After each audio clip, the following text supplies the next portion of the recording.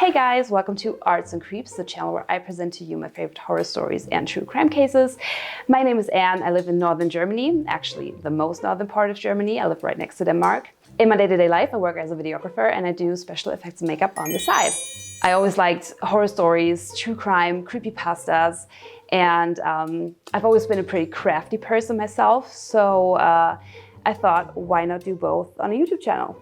It's October and Halloween is fast approaching. So for this video, I thought I wanted to start off by showing you how to make your own latex prosthetics. What you're gonna need is you're gonna need some liquid latex, baking flour, a bowl, some tools, a plate, some cotton, and color of your choosing. So the story I'm gonna tell you about today is, I don't wanna say it's one of my favorites, because that sounds weird, but it's one of the most fascinating true crime cases I've heard of, and it's the story of Ed Gein, also known as the real-life Leatherface.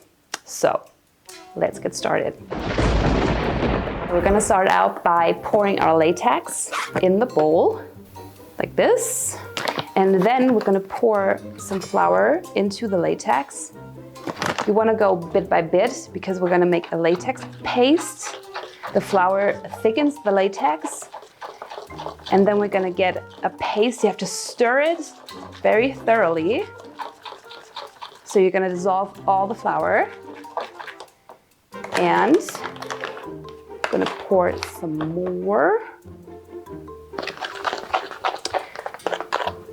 like this. Can you see that? We're gonna work with this. So what you're gonna wanna do now is you're gonna take your latex paste, and you're gonna put it on your plate. And then you wanna spread it and create the wound or the prosthetic that you need. I think I'm gonna make one for my forehead, like a shot wound maybe, and then one for my cheek. But first, let's get into the story. So, Edward Theodore Gein was born in 1906 in La Crosse, Wisconsin, to his parents Augusta and George Gein. His parents were said to have a very rough, loveless marriage, and his mother, Augusta, was said to be a very intimidating, very strict, very rough woman. She grew up in a very religious household herself to a very abusive father, and that made her pretty tough and a pretty hard person. His father, George, on the other hand, was a very timid kind of dude. He was, yeah, you could say a total pushover. I think that's why Augusta liked him so much. But he had a very severe drinking problem. And even though he was such a pushover, he would beat Augusta up regularly when he got home from a night of drinking. Because of his alcoholism, George wasn't able to keep a job, which made Augusta resent him even more than she already did. And because of their personalities, his parents had a very loveless, very rough marriage. Despite of their very loveless, toxic marriage, Augusta wanted children. So in 1902, they had a child, their firstborn son, called Henry, who was Edward's older brother. In 1915, Augusta wanted to leave La Crosse because she said the town was a sinkhole of filth, and she was concerned that the people in the town would corrupt her boys. You have to keep in mind that Augusta was a very strict religious woman, and every night she would read Bible verses to her boys and tell them that especially women were tools of the devil, and every woman was born a natural whore. And the boys were not allowed to have social contacts in any way. They were not allowed to date. They were not allowed to have friends, nothing. She would completely isolate them. Just to give you an update on the prosthetic, this is my shot wound. I'm gonna spread the latex out a little bit, give it some texture, if you can see that. And you have to keep in mind that you need to smooth out the edges so it's gonna apply easier. For that, you take some liquid latex on your finger and you're just gonna smooth out the edges all around your prosthetic. The isolation and the brainwashing made the boys grow very close to their mother. Especially Edward had a very close relationship with his mom. And the people in town described especially Edward as kind of a weirdo, but harmless. Like, he wouldn't be dangerous to anybody, but he had some weird mannerisms, like laughing out loud to himself for no reason, and then later saying that he told himself a joke, which I think we've all done that before. In 1940, Edward's dad died from a heart failure, and now they were the providers of the family, so they had to take all kinds of jobs to be able to fend for themselves and their mother. Around this time, surprisingly enough, Henry was dating a girl, and he was about to get married to her. And he was going to move out and live his own life, and he was concerned for his little brother Edward because he saw the weird relationship that he had with their mother, and he was trying to talk Edward out of Plainfield and away from their mom. And while he was doing that, he talked badly about Augusta, which Edward did not approve of. He did not like that, and they got into an argument. Later, they were working together on their farm, and for some reason, a fire broke out, and Henry went mysteriously missing in the flames. When the fire department arrived, they found Henry's body, and he had very bad bruises on his head, but no signs of burning, which, if he died from the fire, is pretty weird. It was later said that he died from asphyxiation, but the theory is that Edward got so mad at him for talking bad about their mother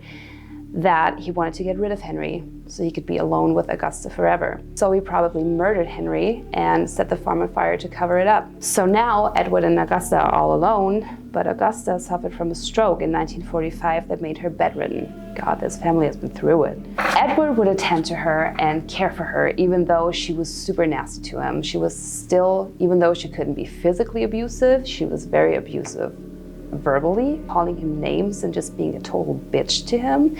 And that caught up to her because she had another stroke, which this time was fatal. I'm almost done with the prosthetics. This is going to be my cheek wound, and this is my gun wound right here. I hope you can see that. You can take some cotton, put it in latex, and then you can put it around the edges of your wound to give it more of a skin-like texture. I did this right here. So then you can just pull it a little bit and it's gonna look like skin, and then we're gonna wait for it to dry. So now Ed's all alone. He's 39, he's never had a social life, never had any guidance. He doesn't have any social contacts, and he's devastated by the loss of his mother. So much so that he kept her room completely neat and clean, as if she was gonna come back while neglecting the rest of the house. There was filth everywhere. He didn't take care of anything but his mother's room. He was a complete loner. People in town would only see him when he would run errands, and they would say that he would make some pretty morbid remarks sometimes, but again, nobody ever thought anything of it. They just thought he had a kind of a weird humor. Little did they know.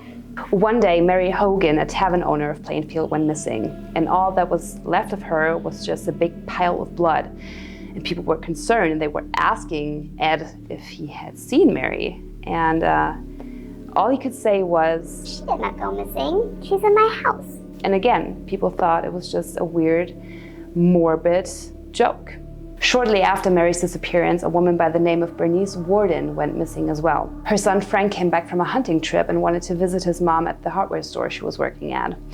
And when he arrived, he noticed that the door was unlocked and that the back door was open as well. When he arrived at the register, he found a big trail of blood, and next to the trail of blood, there was a receipt for a gallon of antifreeze, and it was for Edward Gein.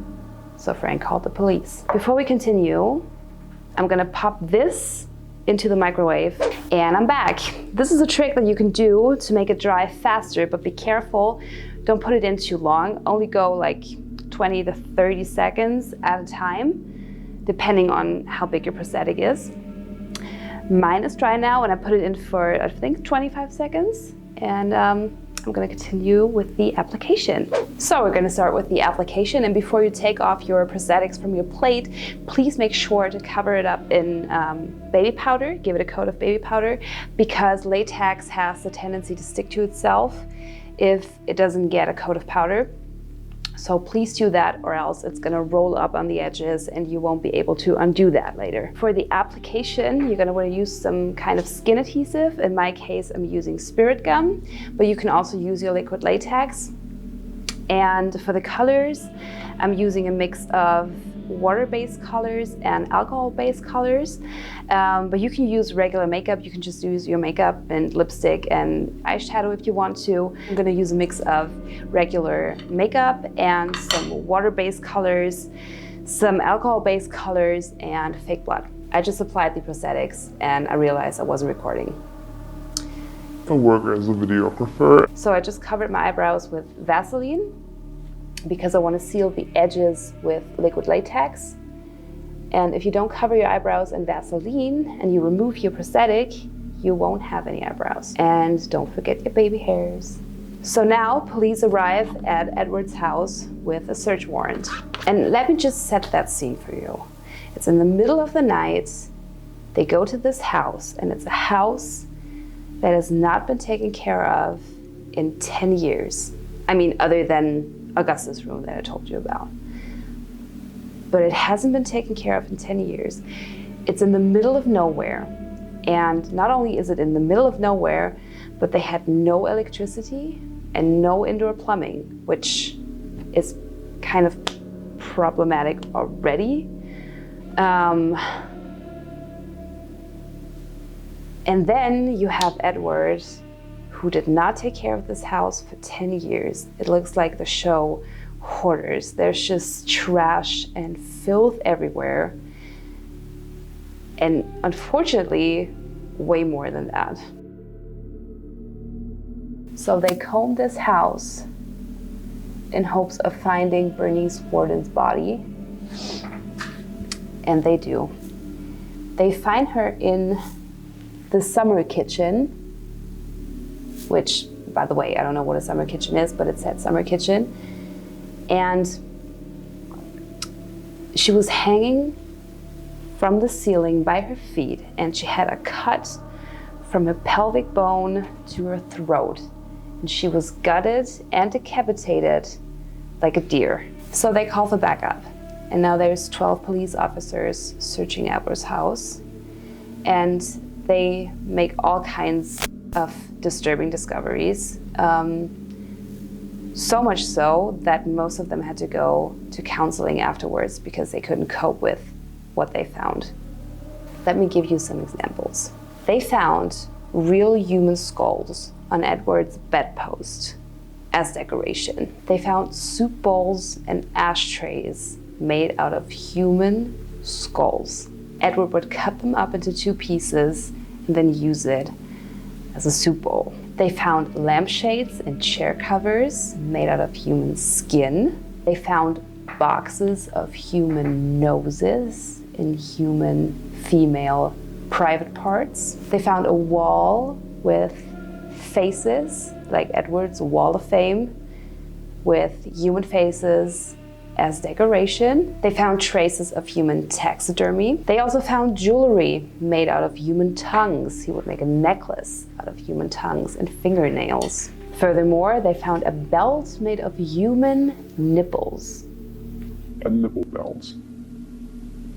They found a fridge full of human organs and a human heart in a pot on the stove cooking. And probably the most chilling part of it all is he made a human bodysuit.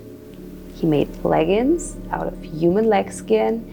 He made a shirt out of female skin, breasts included, genitals as well. He made a full-on human bodysuit. You know the movie Silence of the Lambs? Buffalo Bill, the guy that made the bodysuit to become a woman? He was inspired by Edward Gein, because that was exactly what Edward Gein was doing. He would tell police that he would wear his bodysuit that he made out of human skin to become not only a woman, but in fact, become his mother.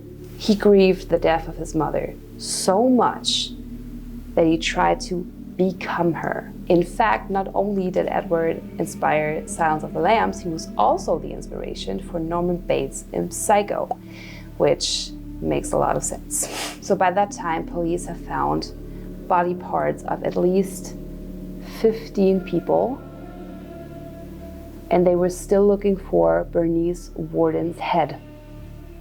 They later found it in a burlap sack with nails and screws attached to her neck, which Edward later said that he wanted to hang her up on the wall as decoration. After all the evidence was found, Edward confessed to the killings of Bernice Worden and Mary Hogan.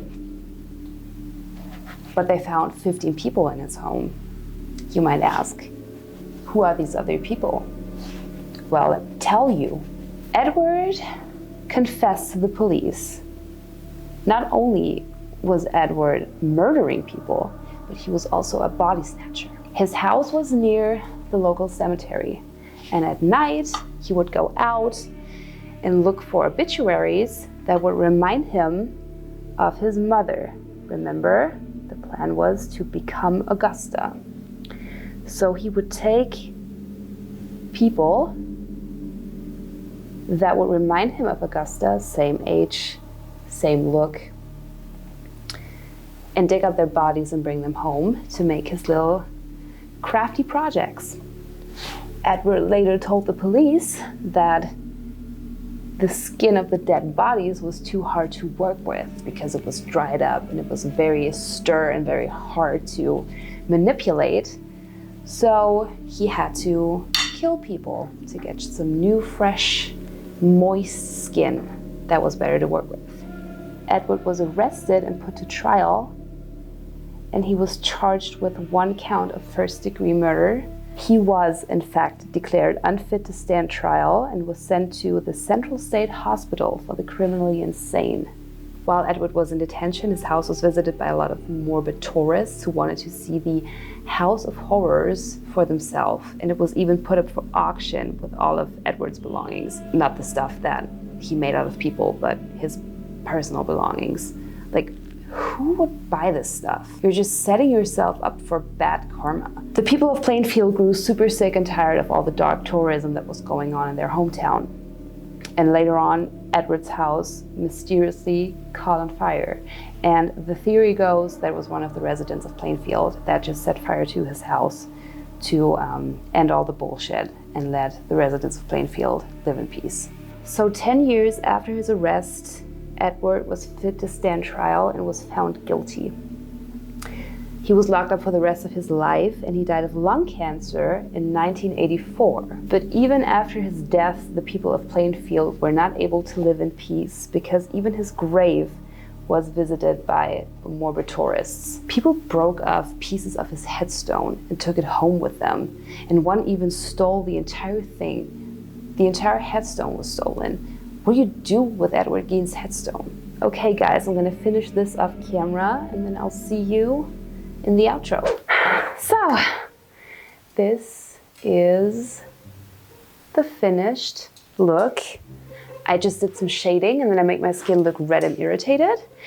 And then I covered the whole thing in fake blood, popped in some contacts, and yeah, I think it makes for a pretty cool, pretty easy Halloween look. So guys, that was the story of Ed Gein. That was the origin of 5-Minute Crafts.